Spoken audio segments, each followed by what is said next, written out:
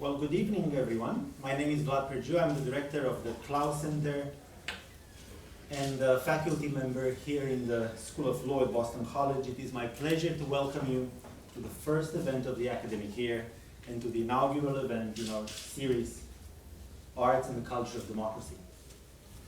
Ours is a center for the study of constitutional democracy.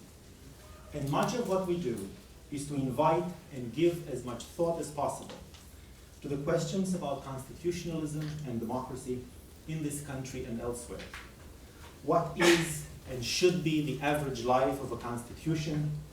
How should constitutional texts be written, be read, be interpreted? Who should have the last word about their meaning and for how long? How easy or difficult should it be to amend the Constitution? And should amendments that violate the spirit of the original document be given the force of law? Does it make sense to speak of constitutions beyond the state? What is the relation between constitutionalism and democracy?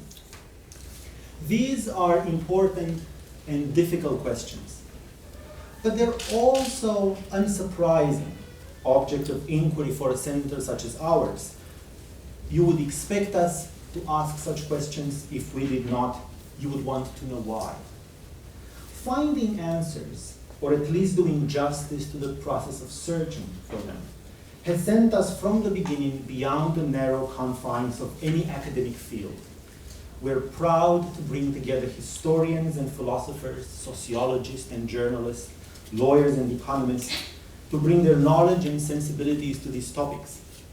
Members of our community might recall that our events in recent past explore topics as diverse as the tradition of Confucianism in political ordering, the future of global environmental constitutionalism, or the role of geography in political thought and action. Each such interdisciplinary moment reveals new layers of complexity. Each expands the spectrum of our experience and theory of constitutional democracy. This is to be welcome and will continue in this direction. And as we are expanding the range, we also seek to deepen our understanding. Our study of constitutional democracy requires new conversations that move beyond even the integrated social sciences. It depends on new settings for intellectual exploration. Let me explain what I mean very briefly by reference to my own field, which happens to be constitutional law. Surprise. Over the past decade or so, the concept of constitutional culture has gained prominence in the work of scholars. Constitutional culture refers to the meaning of the Constitution for individuals who are not public officials, that is, who are not authorized to deploy the coercive force of the state with a view toward enforcing the law of the land. Constitutional culture refers to the meaning, the significance, the symbolism of general commitments to equality, freedom, dignity for the citizens who, in a democracy, are ultimately in charge of governing themselves together. And this togetherness is an essential part of the promise of democracy. In her work on totalitarianism, Hannah Arendt wrote about the loneliness of individuals living under totalitarian conditions. You move, and the world around you does not move in response. You have no way of shaping the public spaces of your life. The promise of democracy is different. It is a promise of togetherness, of responsiveness, of common purpose. We are reminded of this today, especially 13 years after the tragedy that has befallen this country and the world. We need the concept of constitutional culture in my field because the traditional universe of constitutional law, with its exclusive focus on rules and institutions and procedures, is blatantly insufficient for understanding the nature of authority and the conditions of constitutional order in a free community of equals, for understanding, that is, the secrets that hold our societies together. But how does constitutional culture relate to other forms of culture more generally? How do our personal and political imaginaries interact to create images of the self, of others, of our political community? Aristotle long ago understood that each type of a polity, the oligarchy, the tyranny, the democracy, gives a different shape to the soul of its citizens. What does the soul of the subject and the author of a democratic order look like? These are some of the questions I bring with me from my particular standpoint as we begin this series. From other perspectives, these questions undoubtedly and fortunately take different forms. We will explore them this year together in today's opening event, in a panel on the political life of poetry later in the semester, and in other encounters later in the academic year, including one on journalism and public reflection. I'd like to recognize and express my gratitude to Kim Garcia, who is the director of the series and has brought us here together. I came to Professor Garcia last year with nothing more than an intuition about the relevance of the role of the arts for the mission of the center. She has been very kind to that intuition. She knew what it meant, or rather how to give it meaning. She gave it a form, a format, a structure. Even before our conversation series begins, my gratitude runs very deep. In your hands, you should have some information about the life and work of tonight's participants, each of whom have contributed so richly to the culture of democracy that we could spend an entire hour introducing them. Therefore, it was agreed that we would leave the handout with the introduction in order to leave room for the conversation among them this evening. So let me very briefly introduce them. Edward Hirsch, poet and champion of poetry and poets in the United States and abroad, a MacArthur Fellow and president of the Guggenheim Foundation. Mr. Hirsch will be hosting each of the conversations in the series, and we could not have asked for a more learned and wise host. We have been transformed by your books, and we are honored and delighted to welcome you to Boston College and the Clough Center in this capacity. Another participant tonight is Lawrence Weschler, author of numerous books and essays on topics ranging from human rights to the creation of stable post-conflict institutions to monographs on painting and the work of the conceptual artist Robert Irwin. Mr. Weschler has been referred to as probably the finest writer in the United States. We stand in deep admiration of your work and welcome you to this podium.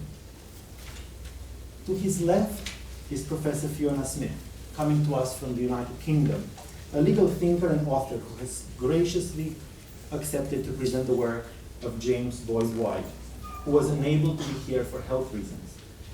Mr. White is best known for his many books connecting law, literature, and the humanities, and is considered the founder of the discipline now known as law and literature. Thank you again, Professor Smith, for agreeing to speak on his behalf. Finally, our own Carlo Rotella, author, essayist, and director of American Studies at Boston College, whose explorations of American culture range from boxing to film to the life of post-industrial cities. Welcome again to you all. We look forward to your conversation.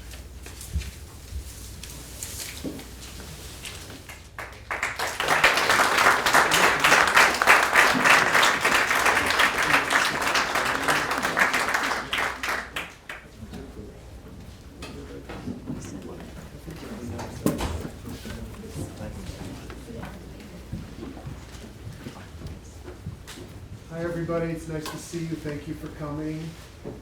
Can you hear me okay? If you look blankly, I won't know if you say yes. We're each going to make a little presentation and say something about our work or our thinking about the role of particular arts or arts in democracy, and then we're going to have a kind of conversation about it. I'm going to begin by, and then we hope to open it up to you and that you'll have some questions for us. Complaints, which you should address to Kim Garcia. I want to say something about the role of poetry and culture and in democracy in particular. And by poetry, I'm referring to a form of Mark's speech, and a dramatic event in language. And that I want this to refer to not just lyric poems written by individuals, but the whole range of activity that ranges from the proverb which is a form of the smallest, the linguist Roman Jakobson calls it the smallest coded unit of poetic expression in our language, to the epic. And both works that are invented by individuals and works that are used collectively or part of the collective conscious, like, say, the ballad, which is a form of poetry which is passed on over time, or the epic, or the individual lyric. And what I want to suggest to you is that this dramatic experience in language is crucial to a certain kind of way of thinking. And that I want to speak of poetic thinking as a form of what Keats calls non-consecutive reasoning. That is, not logical thinking in the traditional sense of the way a philosopher would make an argument, but a kind of associative thinking that opens the mind for a certain kind of reverie, opens the mind for a certain kind of interior experience that is different than simply reasoning, which is so much of what we do when we're in a university. But poetry gives us access to another part of ourselves by another kind of thinking. Poems do different kinds of work, and different kinds of poetry, there's different kinds of work in the culture. And I want to distinguish for a moment between the hymn and the individual lyric. For example, the hymns, which were all written by individuals, were unquestionably a form of beautiful poetry that used a common measure to create a kind of shared song. And that by those hymns, which were written by individuals, take on a collective nature, become part of a liturgy, and are backed up by a creed. And I want to call that authorized testimony, because it comes backed up with a whole series of ideas and beliefs, which people accept or don't, but are part of it. And when you sing a hymn, you are singing it in a kind of, it's meant to be sung, and it's meant to be a kind of a shared culture. And therefore, I want you to think about what a poet like Emily Dickinson does when she takes the hymn and fractures it. And she takes the common measure and makes it virtually impossible to sing, or difficult to sing. And she takes the traditional rhymes of the common measure of the hymn, and she makes them somewhat off. She uses half rhymes or slant rhymes so that they sound somewhat dissonant to the ear. And I want to call that experience of what Emily Dickinson is doing unauthorized testimony. Because the unauthorized testimony is the testimony of an individual experience, not of the collective. And I think that this aspect of unauthorized testimony seems crucial to culture and to a democracy. But I don't in any way want to denigrate or speak against the shared power of hymns. But when I'm thinking of poetry, I'm thinking partially of the work that individuals do. And this is especially odd and interesting in our culture, because in almost every other culture in the world, every other tribe, the epic song of that tribe is the story of the tribe told by an individual singer, shaped over generations of singers, meant to be sung and resung. Our epic is Song of Myself. I celebrate myself and what I shall assume you still assume. That is, the notion of the individual testimony that can speak on behalf of others is crucial to an American idea of poetry.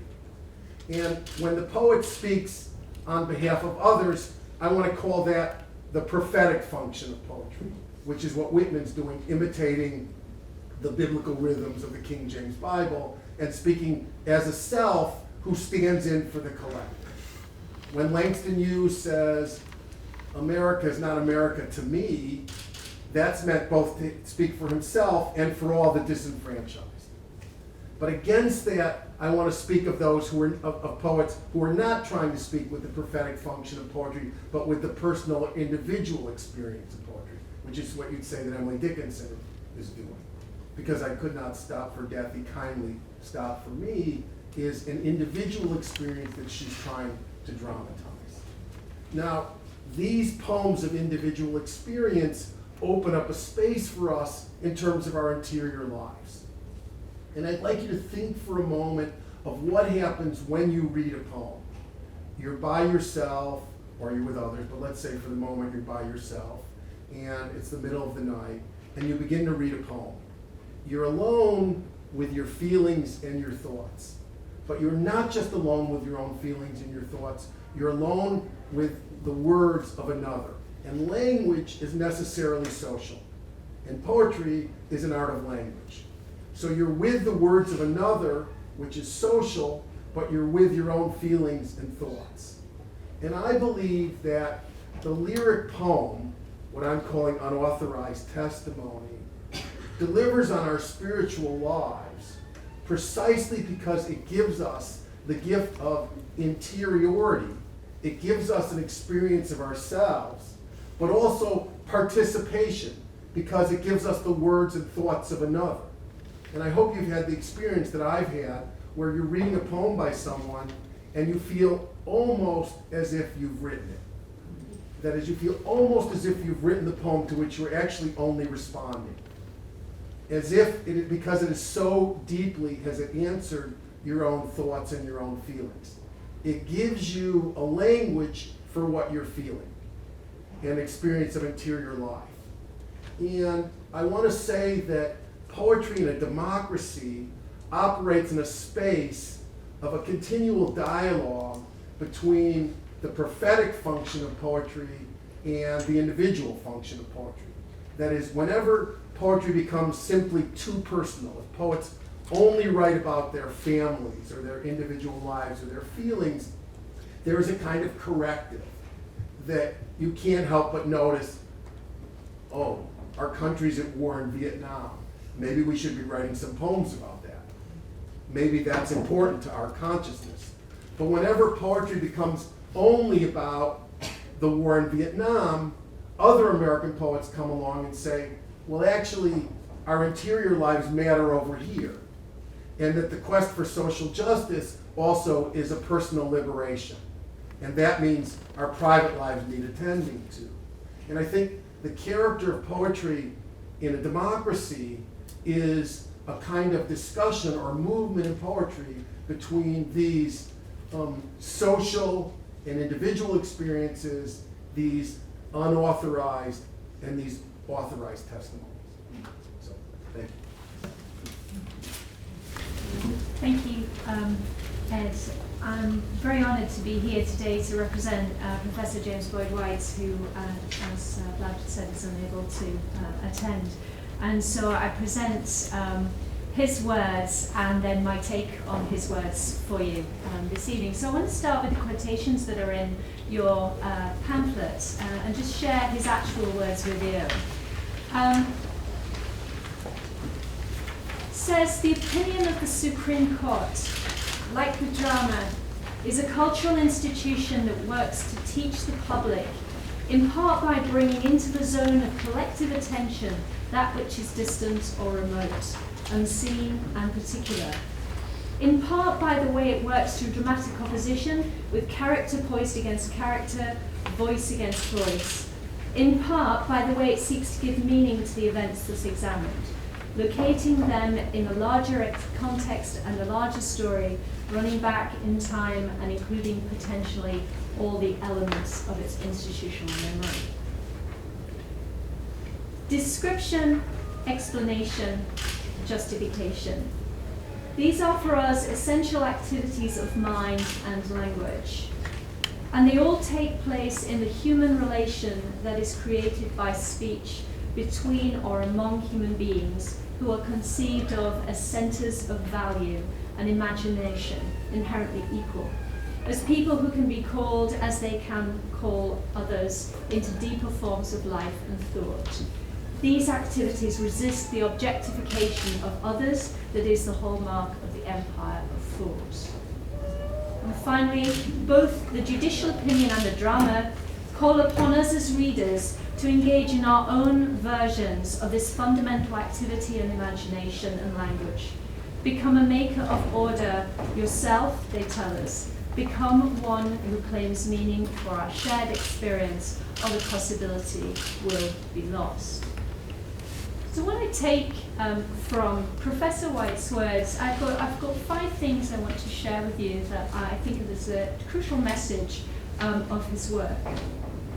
The first thing is that all human beings are creatures of language. We think in language, we speak in language, we create our internal lives, as Ed was saying, through language.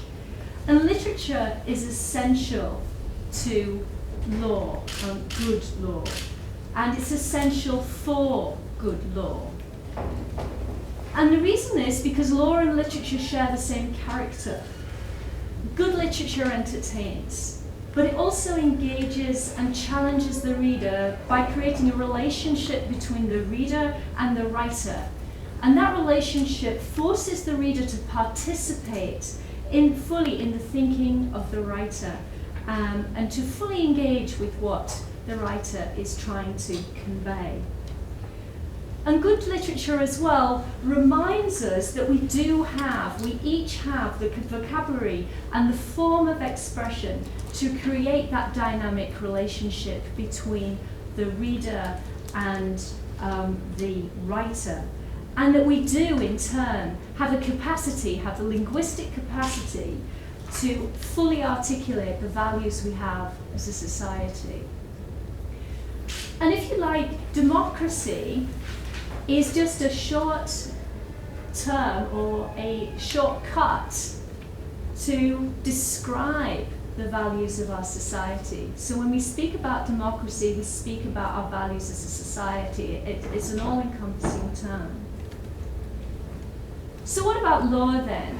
Well, good law in its best form, whether that's a statute, so an act of Congress here I suppose, or a Supreme Court judgment, should uphold the democratic values of the society. And it does this by constantly pulling the user, that's the reader of the law, the user of the law, by constantly pulling them into a dialogue with it. So the law should be constantly in a dialogue, a dramatic dialogue with the society to fully realize, if you like, the democratic values of that society. And good lawyers, on the other side, like good writers, should ensure that the law gives always its best expression of the democratic values of society by drawing its citizens into a constant dialogue about what those values truly are. Law is not a passive, plastic set of words. It is a dramatic instrument and a dramatic use of language, and it should be, like good literature, express the values of society.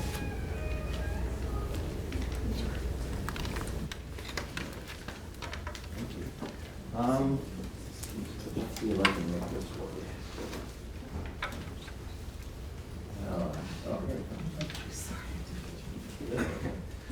So I have been asked today to talk to you in my role as somebody who talks about painting occasionally in the context of, in this case, in the context of constitutionalism and of the law. And I thought I would reprise an argument I made some years ago in a piece in the New Yorker about Vermeer. And the International Court, is it possible to turn off this light right here? Yeah, that'll be better. This is the building in The Hague where the ICTY, the International Criminal Court Tribunal for Yugoslavia, there was a similar one for Rwanda. These were ad hoc courts that were supposed to try the war crimes in those countries. And they were very pristine sorts of theatrical spaces, following from your comments. People got to sit in the audience outside. It was all inside a glass chamber. This whole theater took place, and it was a theater that was in some way hoping to contain the horrors of some truly dreadful things that had happened in Yugoslavia and Bosnia, especially during the early 90s. The first trial was about this guy, Duško Tadić. He was a relatively small fry. I mean, he was the one they'd been able to capture. There was a good deal of question as to whether his was justifiable as a trial. It just happened to be somebody they could capture. He was just a guard at a prison. Having said that, he was alleged to have done some fairly remarkable things, among others, to have castrated one of these gentlemen, not in this picture, but like that, with his teeth. And I had occasion when I was covering the tribunal for the New Yorker to have long conversations with Antonio Cassese, who was the head judge, and who described to me all sorts of examples like that, which I won't go into here, but essentially of people being driven mad, and he had to make all kinds of judgments in one case about a man, just very quickly, who had been a star on the Sarajevo soccer team, and then had been shackled to a radiator and forced to watch as his wife and 2 daughters were repeatedly raped and then killed, and then he was released. And he provided testimony and proceeded to kill himself, and the judge had to decide whether that testimony could be entered. And I asked him, how do you yourself, with this sort of thing coming over your desk every day, keep from going crazy? And Antonio Cassese, a deeply cultured man, wonderful, wonderful man, he has recently died, but he said, he's from Florence, by the way, Italian, and he said that as often as possible he went over to Mauritius, the gorgeous museum in The Hague, to see the Vermeers. This is one of the leading lawyers in the world describing how he could keep doing law, and suggesting that perhaps the thing that made it possible was going to see the Vermeers.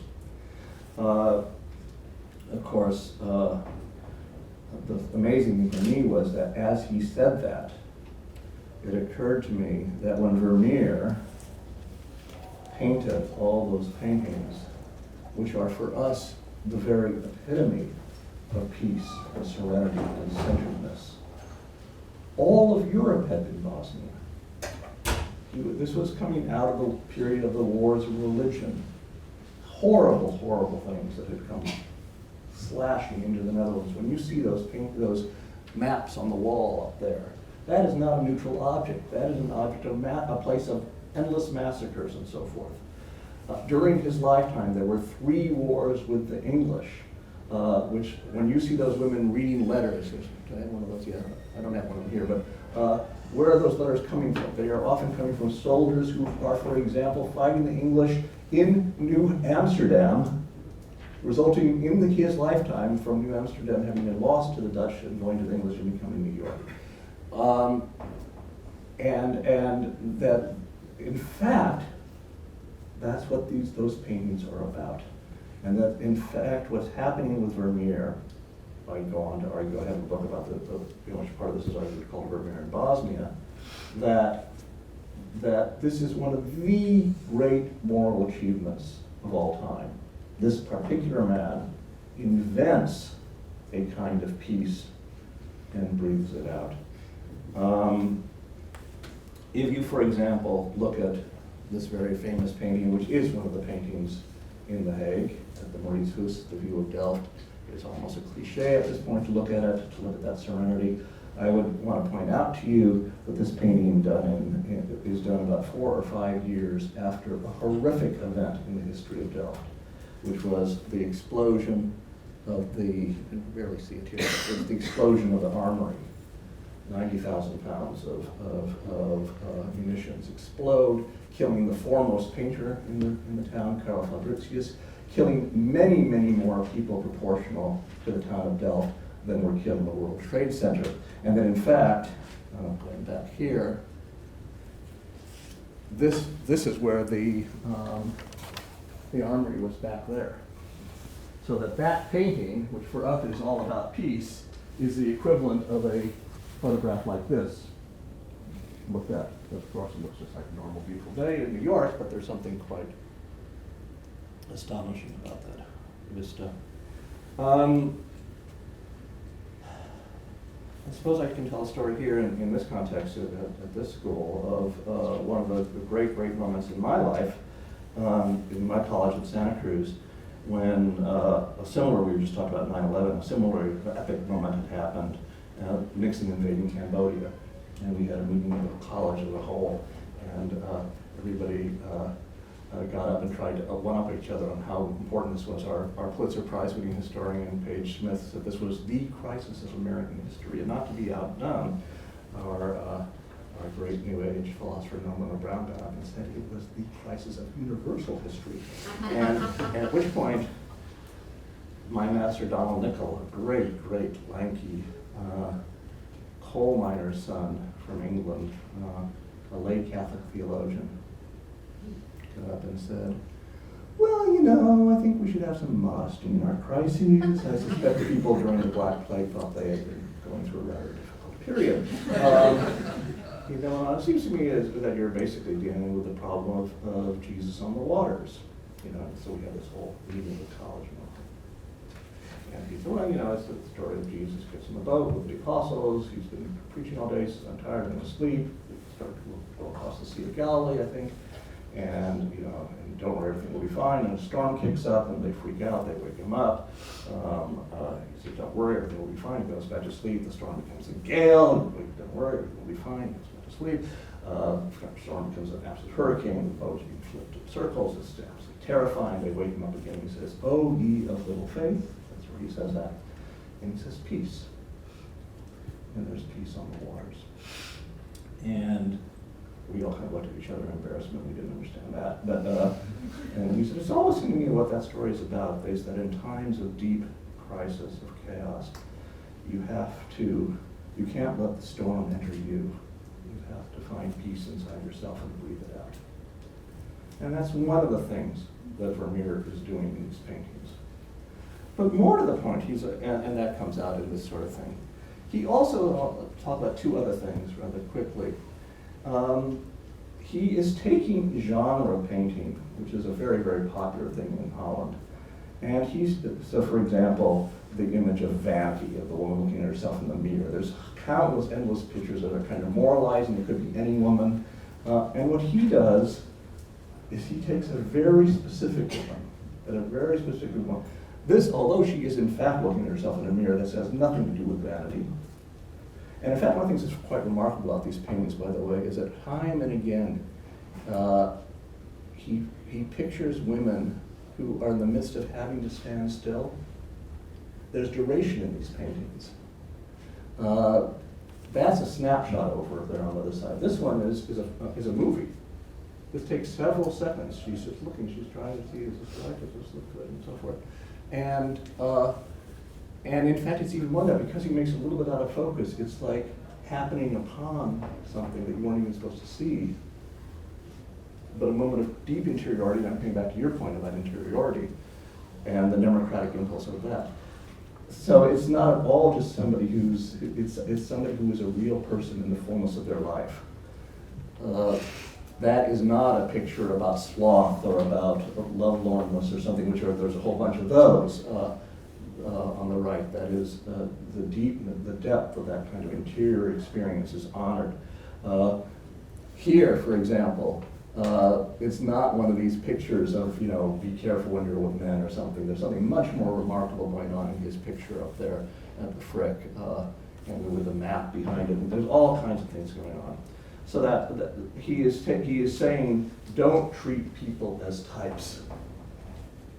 Which in effect is what the War Crimes Tribunal is doing. We're not going to judge you as a Bosnian or as a Serb or what, we're talking about you as an individual human being in your own individual interior experience. And finally, he invents something which is arguably the greatest invention which happens in this painting, which is also across from the view of Delft. And those are the only two Vermeers in the Mauritius. So think about Cassese going to see these two paintings over and over again, about individual and about the polis, about the city and so forth. In this particular case, this is arguably one of the great moral achievements in the history of the West. It's interesting, I wrote about this in my piece, and now there's some very interesting scientific and other historical evidence. This is not his maid, it's not his lover, it's not his wife. As I wrote in my piece, it's any father of a daughter knows that is his daughter. That is a look you get from your daughter, and you get only from your daughter, which is the fourth that says, Daddy. You're finished. But Edward Snow has done something even more remarkable in his book on Vermeer, called A Study of Vermeer. I urge you to get Edward Snow. He has a 16-page introduction about this painting in which every single sentence is something you have not noticed about this painting. It's an amazing tour de force. And he's, by the way, an English teacher. He's not a painting person. But one of the things he asks, he says that the question that will open this painting up for you is, has she just turned toward you, or is she just about to turn away? And he suggests that, in fact, if you block out her face, just do it with your hand, so you just block out the face, everything else in the picture is telling you it's going to be a Florentine profile. And so, in fact, there's this torque that's going like this, that's turned towards you. Now, if you look up here, and you block out this bottom here, if you look up there and you wonder where this drapery is going to come down, everything in the picture is telling you it's going to come down behind her shoulder. And it comes down in front, and that is a torque the other way. And he suggests that, in fact, what's happening in this picture, and it's absolutely true of the father-daughter thing too, is she has just turned toward you and she's just about to turn away. Again, it's a movie. It is that incredible melting of empathic intersubjectivity that, again, is all about, it is why the judge goes to see this thing, to remember that the person he's dealing with, Poetic, for example, will suddenly turn toward him, turn away. He is not a symbol of anything. He is his own person dealing with his own personal responsibility, and that the only way, and this is a deep constitutional insight, the only way where you're going to keep from having endless cycles of retribution and revival and retribution and so forth is to realize that not all Serbs did this to all Bosnians, but that individual people did this in the individuality of their lives. And that is a great, great negative. And I think we were asked to argue why the arts matter in a democracy and so forth. I think that trumps almost, several years worth of law school to get people to come up with that kind of insight. Anyway, thank you.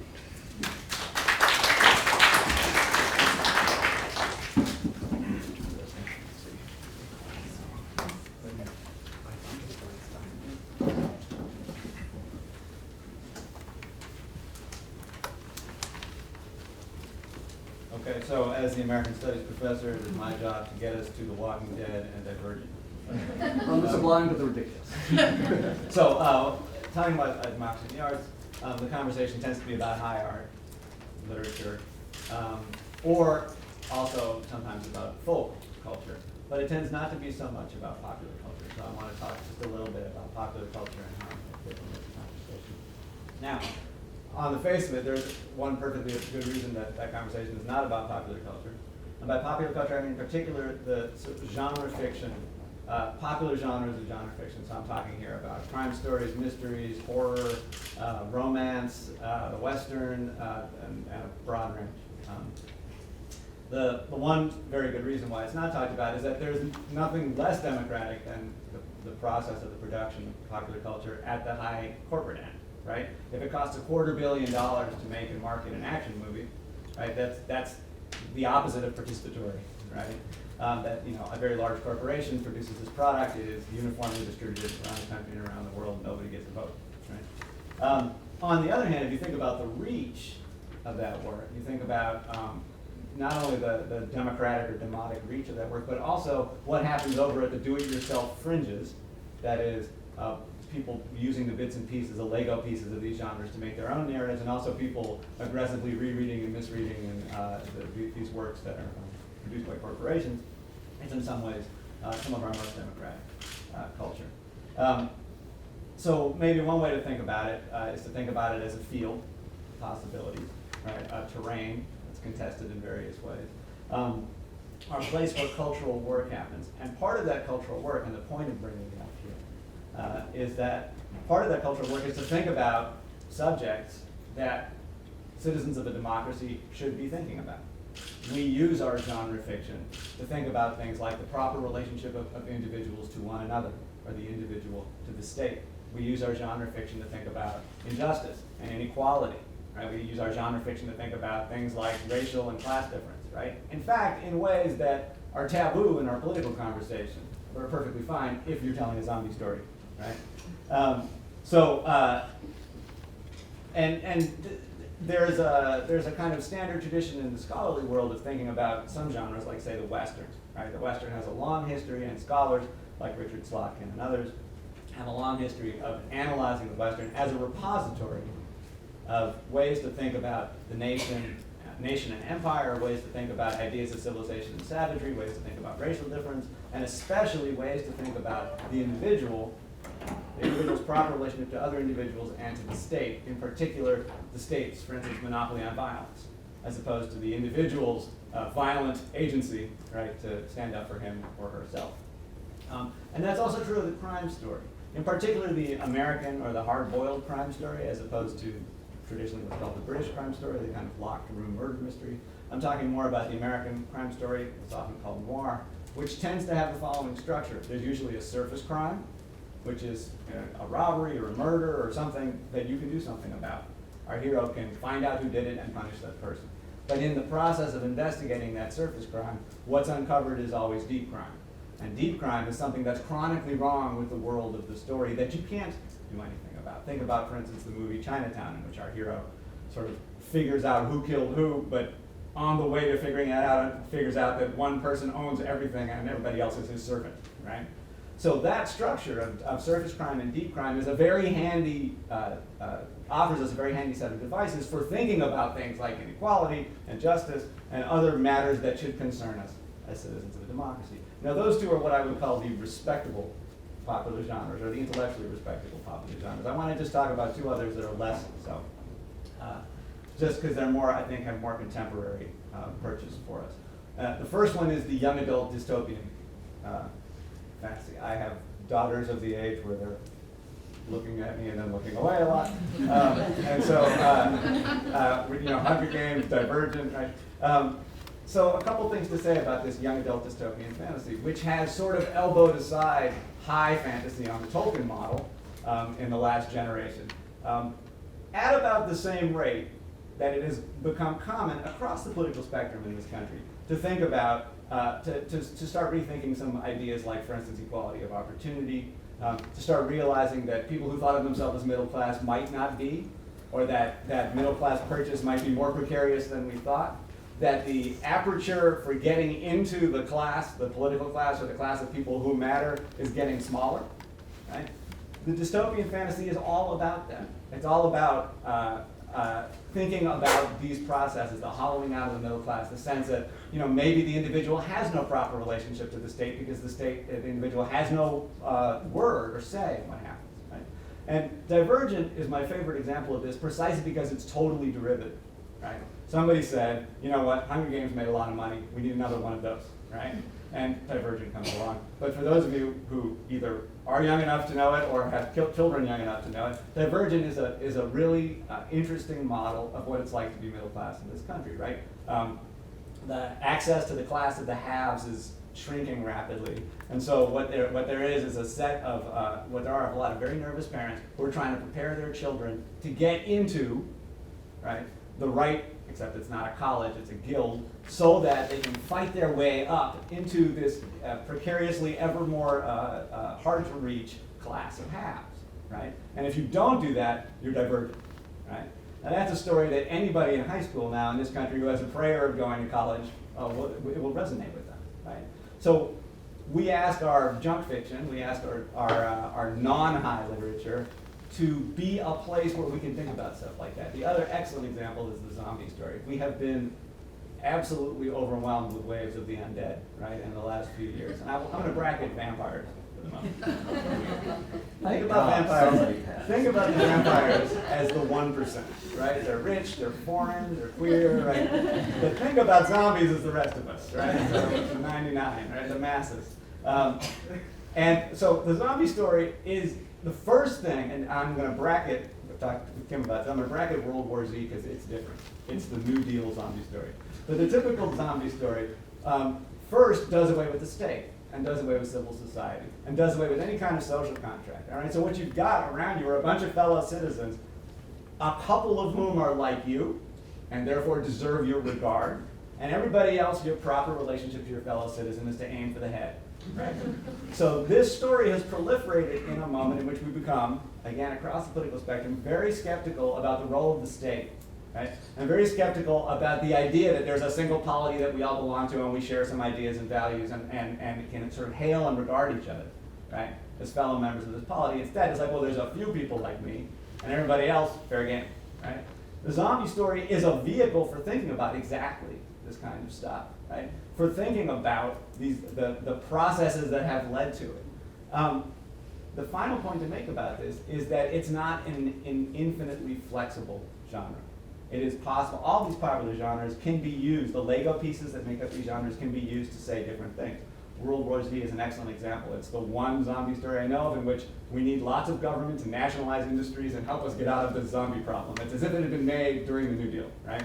But, so it is possible to take the Lego pieces of genre and assemble different kinds of stories, to use the Western to tell a story about something other than violent individualism. But they're not limitlessly flexible, nor as the products of large companies that need to make money on them, right, are they available to anybody to do anything with. Right? So I just wanted to introduce into the conversation, at least, the realm of popular culture and of genre fiction, where we actually do a lot of explicit work, in which we talk about our relationships to each other as citizens and our relationships to the state. Terrific. I'm now listening to you talk. I have a look that I recognize from my students when I start talking about the history of literature. They clearly have no idea of any of the examples. That's how I feel. I just listened to your speech, which I could understand. But since I have no reference to any of those, and you kept calling about saying how popular it was, I just feel like a total freak. I missed every single example that you And then my work here is done. And I'm not alone. I'm not alone. Did you watch Deadwood? No. Let's not go in this direction. No. I do want to say something. And this was not an invitation to just, let's talk about TV. No, but let's talk about it. Because I would argue, and I'm not the first to say this, that something like Deadwood is the highest of high art right now. I mean, it is amazing what that show did, in part, and particularly in terms of stretching the Western. And listen to this, the third season was entirely in iambic pentameter. I'm not making that up. It was all done. It was a verse play. It was all done in Shakespearean English. It was unbelievable, and it went on and on. It was an incredible thing. But one thing that to use that as an example, what happened with that show is that somebody took seriously the notion that the collapse of communism required the invention of private property, and it was the Wild West. When people kept on saying that what's going on in Russia right now is the Wild West, somebody turned around and looked at the Wild West and realized that property as it comes into existence is crime. It's just that the people who are doing it are thugs, they are horrible, horrible people, and have more interest than anyone else in law being created. And that law comes into existence when and it was incredibly thoughtful. I mean, it was high philosophy was going on in this show in the midst of incredible Shakespearean, I would say, entertainment. There was some real, it was as deep, I mean, Shakespeare, and I think you could argue that if Charles Dickens were alive today, he would be doing, that's what he would be doing. By the way, television as opposed to movies. Television is a writer's medium and movies are directors. But the point is, that is an incredibly, you could teach a year-long course on Deadwood just in terms of all the stuff that's going on in there in a very, very deep way, and no less deep than I would argue what Shakespeare was doing. I think what's really interesting about that is this idea of thugs creating law, and they create it as a vehicle for a bad thing. And I think it really underlines the point I was trying to make, is that there is a difference between good and bad law, and it's in the creation of it as well. And you actually do have a power over it, and how you express it, how you put it out there, is as much important as the words that you use. So I think that's a really important But television lets you do it as an individual creator much more than film does that, oddly enough. One of the things that struck me about all of the talks, especially about your notion that it's a kind of, corporate creation, but then people use the bits of it in all kinds of interesting and odd ways for their own purposes. And it was very striking because one of the things that struck me about all of the talks was how much we were talking about there not being actually stable texts, but a kind of dynamic relationship between a reader and a text, or a viewer and a medium, or the reader of the law and the law, or the viewer of Vermeer. And one of the things you were instructing us is, you may think that you're looking at a middle-class Dutch painting about middle-class life, but there's a history here that's going on at the same time, and the painting requires the viewer to see that we have to imagine something. When she's reading a letter, we know she's trying to dramatize some kind of interior experience. She's often pregnant, by the way. Yeah, and so there's some news she's getting. We don't know what that is. And we're in a place of trying to imagine that or think of what that is. And so I was really struck that that the viewer, the participant, the reader has a very strong role in creating meaning. That what we're saying, in a way, is in our different mediums that we're talking about, is that they're not a series of stable texts that we completely all understand the same way. It's not a creed. In fact, the reader brings his or her own imaginative life, language, and experience to what we see or read, and that the meaning actually exists not just in the text, but in the relationship that's established. I would say not just between the reader and the writer, but I'd say the writer is not actually part of it anymore. It's the reader and the text which the writer has created, because the writer is not there, and the reader is having a relationship to the text. And Paul Valéry once said about poetry, my medium, that the purpose of poetry, do not be startled by this remark, is not to inspire the writer, but to inspire the reader. And I think part of what we're saying is the focus here in a participatory democracy is not just on the creators, but in the responsiveness that people have to the text and what they make of them. And what they can get out of them that they can't get out of political science, social science, and specifically what they get out of it, writing, art, the arts in general address a hankering. And a hankering is a category that is not addressable even in law.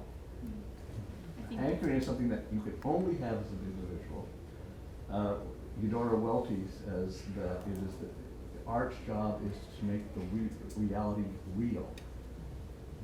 That is not something that political science or the law does. It, by definition, is not interested in making things real. It makes them typified. It makes them, that you could. I mean, the best example is the International Criminal Court. We've got to take this horrible, crazy, insane stuff that went on and put it into nice little categories that we can then rule and so forth. All things get shut up.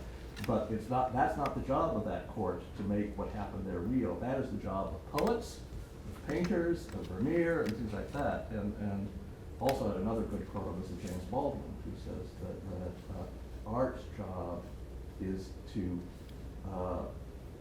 resurface, he has a better word, the questions that have been occluded by the answers. Hankering. I disagree with that. No, I disagree with that. I think I want to pick up on your point, Ed, because I think it's really important. I think when we're thinking about creating this relationship between the reader and the text, I agree with you completely. I think the other thing that it allows you to do as a lawyer is see what's not there. So because you're thinking about the relationship and you're really thinking and trying to engage with what's there, the legal text, you're thinking, right, okay, what's in, but what's not there? What's not said? And it allows you to actually think about why it's not said. Why is that silence there?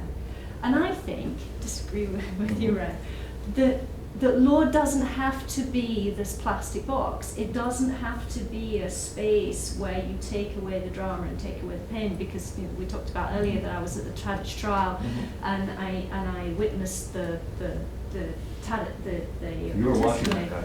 Yeah, I was there, and the one thing we talked a little about this earlier was that the Ren's piece brought to life the horror of it. But I think what you can do with literature and this awareness of the way language works and that you can create a relationship with text, it allows you to think about possibilities of what you can do with that law. And then actually you realize that you have power over language in a way that you never realized. Okay, you may not be completely free, but then I would say that poetry and forms of poetry will constrain you in some respects, and the law has, I would say, certain constraints, but certain you can be dynamic. I mean, White would talk about living speech. I completely agree. I mean, dynamic, but it's not free association. It's not, poems don't mean anything to anyone. I mean, the words are guiding you in a certain way, as you're saying. They're directing you in a certain way. When you have a relationship to the text, and it is giving you some guidance. But using it as an example, the people during the French occupation who colluded with the regime, the collaborators, and the moral situations, and the legal, and some of them were subject to all kinds of legal processes. Pretty squirrely in many cases, but in any case, but they either were, they weren't a collaborator, and so forth. Sartre, Jean-Paul Sartre, writing in 1947 in What is Literature, about that period, writes, "We were not unaware that a time would come when historians, and I would say jurists, would be able to survey from all angles this stretch of time which we lived feverishly minute by minute. But the irreversibility of our age belonged only to us. We had to save ourselves in this irreversible time. These events pounced upon us like thieves, and we had to do our job in the face of the incomprehensible and the untenable, to bet, to conjecture without evidence, to undertake in uncertainty and persevere without hope. Our age would be explained, but no one could keep it from having been inexplicable to us."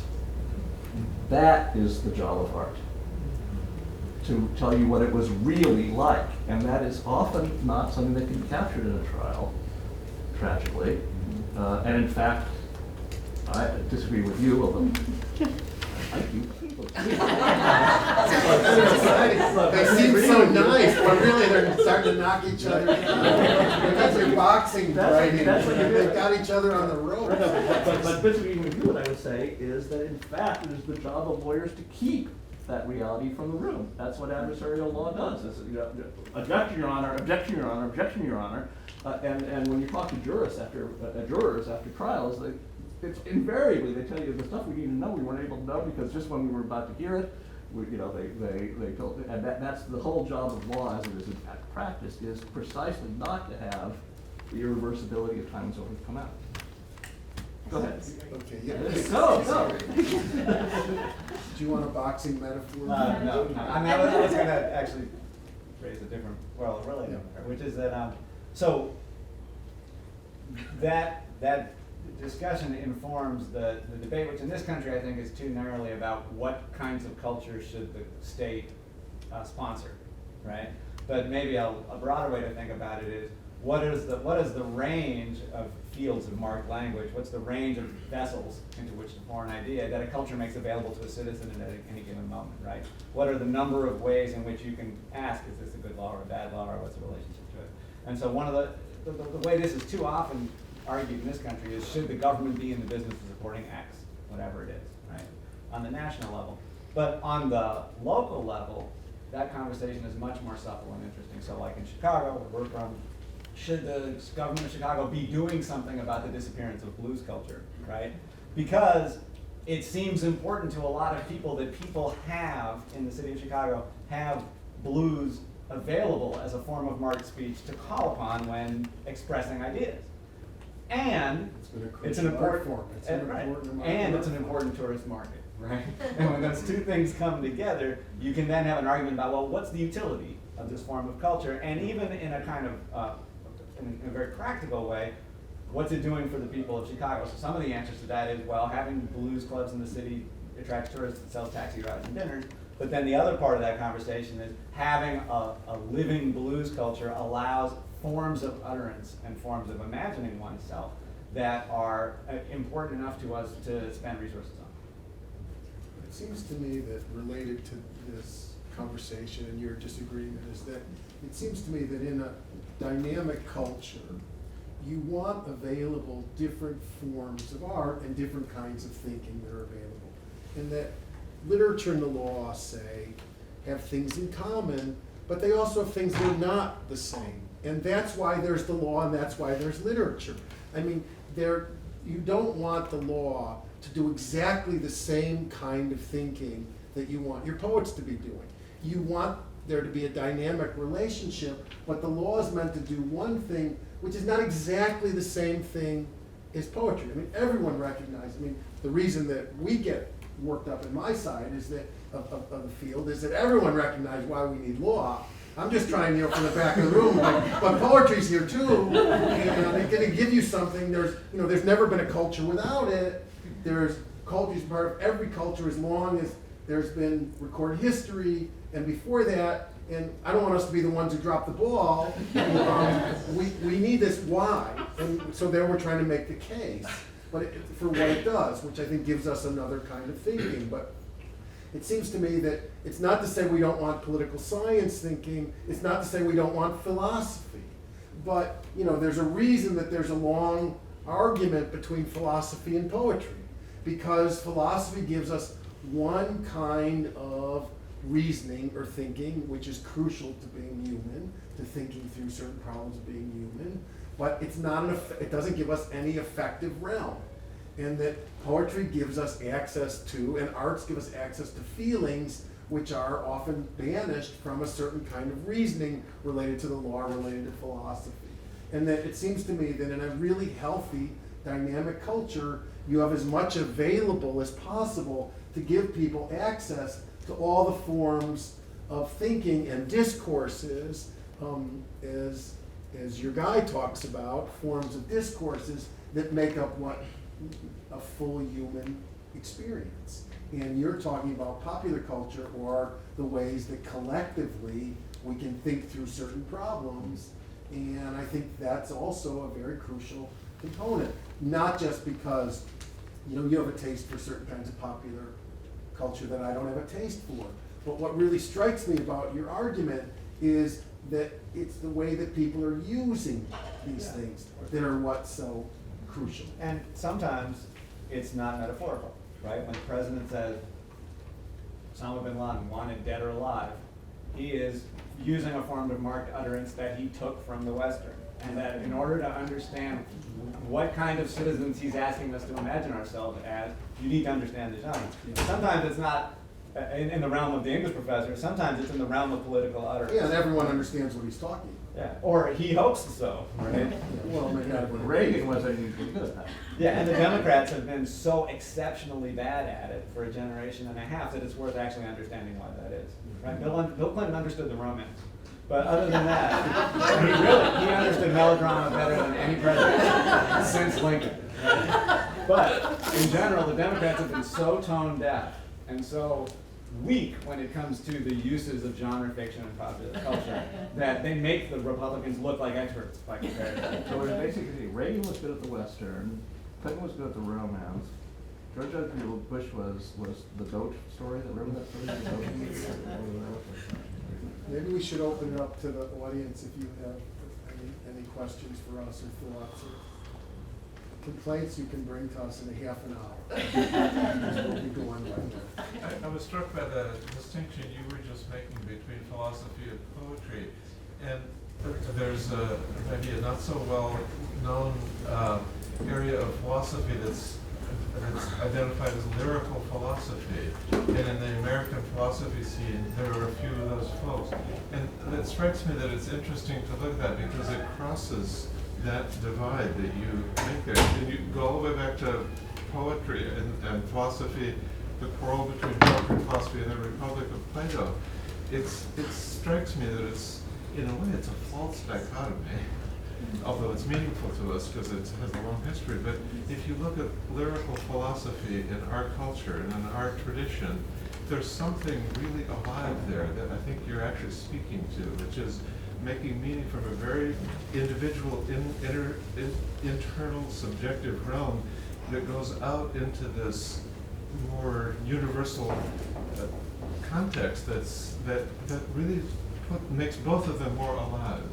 I recognize this form of philosophy because this is the kind of philosophy that I can read. Yeah. It's sort of a tradition from Nietzsche, right? It's meant to be, and Plato is actually part of it. Yeah. Exactly. There's in Ciron, the great Romanian, intellectual thinker, is a form of philosophy, often aphoristic philosophy, that is actually meant to engage readers. But I think that Plato, the argument about philosophy and poetry, is a very interesting argument. And there are philosophers who try to bridge it, but there are philosophers who don't. And I think the reason it's so interesting is because Plato understands the power of poetry. And the reason he wants to banish the poets is because he understands that they bring in a kind of irrational speech that he sees not philosophical. They bring in lying or fiction, and that he thinks that's dangerous. And the reason he thinks it's dangerous to the state is because he understands the power and authority that this irrational, non-discursive feeling and thinking has, and the effect it has on people. Now, I think that's interesting because he recognizes the power of poetry, and he identifies something true about poetry. I mean, I think he's obviously wrong to want Except to he's doing banish. it in poetry. But He's one of the great fictionaries there ever was. Yes, exactly. He's creating these dialogues. These are all very. But also the thing that he's pointing to is the demonic or irrational element of poetry, and I think to all of art. And that is crucial to art. That's one thing that art tries to give us that the law does not. For example, the law does not try to make a space for irrational thinking. But I don't think that's to the discredit of the law. I think the law tries to do something else. I by the way disagree with you in your interpretation of Plato. Now I can argue, or even I can argue, which is that I think that the claim that Plato is against poetry is, it is conspicuous that he's contradicting himself when he's doing that. It reminds me of one of the greatest lessons I had as a student. First week in freshman class on the Republic, we were reading the Republic. And I said to Harry Berger, the great literary theorist who was leading the seminar, Theorist of bullshit. no, not that guy, no. That's Harry, no. This is Harry Berger, who is actually an amazing guy. So anyway, my first week in class, I say, what I said, this is a bunch of bullshit. I mean, this guy, Socrates said such and such is manifestly ridiculous, and this idiot says to him, yes, Socrates, you're right. No wonder he wins all these arguments. He's talking about a bunch of morons. And Harry looked at me and said, but the thing of it is, man, Plato was a genius, and you're a freshman. and he's playing you on a piano. Why don't you shut up and listen to the music? Does it occur to you, and this is where I went with the hard issue, does it occur to you that the whole point of Plato's understanding of Socrates is that he never found somebody to talk to in his lifetime? And that the dialogue forms sent out into the future, hoping that he will find somebody who, when he notices that he's coming down on poetry, for example, but doing it in a poem,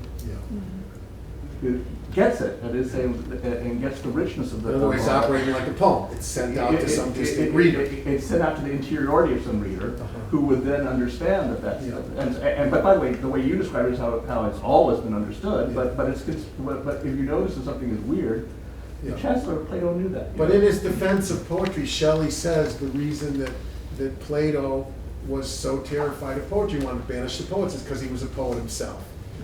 But isn't there a way in which the distinction you're making in the way Plato kind of evokes it for us between the discursive and the poetic, that you only have the dichotomy because it comes from someplace before the dichotomy, right? In the context of language and the power of language, that it could generate these two pathways or whatever you want to call them, but that Plato's thing points us back to where they were together. I see your That's point. what That's what you're talking literary philosophy. Yeah, that it points us Where back they're unified.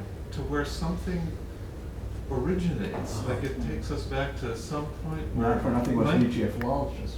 Pardon? Nietzsche was a philologist. Yeah, right. But I think what's interesting about your point is the point at which they meet, so trying to introduce one back into the other, it shakes both poetry and philosophy at the core. Yeah. It makes us uncomfortable, and I think that's really great because I take your point, Ed, about law being, not doing these things, but to look at literature in law and how it can help us with law, its function as shaking us up as lawyers, stopping us sleepwalking through every single thing that we do is really important. Yeah. You know, we should be awake when we, you know, exclude bits of evidence. You know, we should, you know, I would say, you know, against Ren again, even the choice of what to bring in the court, who to exclude as a witness, what information to bring in, what information, you know, to exclude, is about choice. And if we sleepwalk through that, then yeah, we are just, you know, doing boring procedure. But if we have a choice, because we've been shaken up to really think about it, that's important. I think that's really important. It reminds me of the way that Auden famously says, poetry makes nothing happen. And he doesn't mean that poetry doesn't make anything happen. He means that poetry makes, capital N, nothing happen. And by the way, I mean that, and if you could have that kind of sense of reading the text of the laws, then we would agree. Yeah, I think we